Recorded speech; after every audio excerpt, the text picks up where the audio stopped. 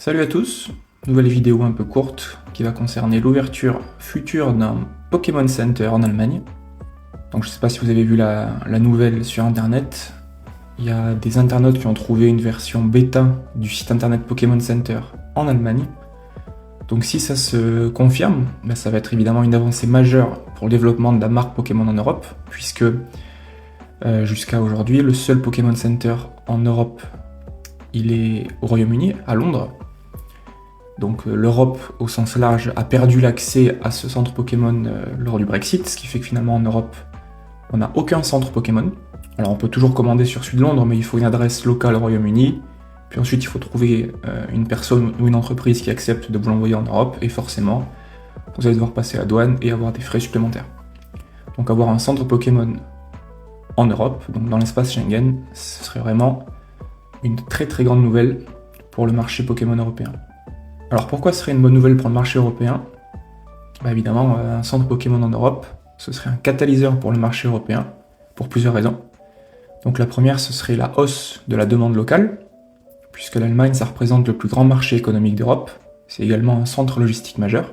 Donc forcément, l'accès à un magasin du type centre Pokémon, avec un accès en direct aux dernières sorties et au prix minimum conseillé, ça va forcément créer une demande accrue des produits Pokémon en Europe. On peut aussi espérer avoir peut-être des exclusivités locales, donc des cartes promo locales, des produits scellés exclus locaux, des collaborations avec des marques européennes.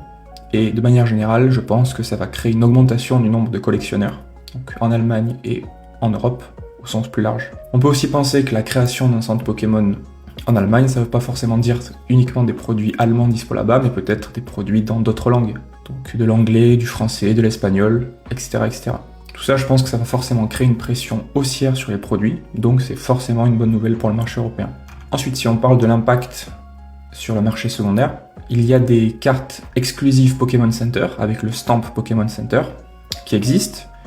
En Europe, on n'en entend pas trop parler parce que forcément on n'a pas un accès facile au centre Pokémon, mais ces cartes et produits exclusifs, comme par exemple les Elite Trainer Box Special Pokémon Center, sont en général bien plus chers que les versions non Pokémon Center. Donc celles-là s'identifient parce qu'elles ont des cartes promo avec le stand Pokémon Center et elles ont 2 boosters en plus.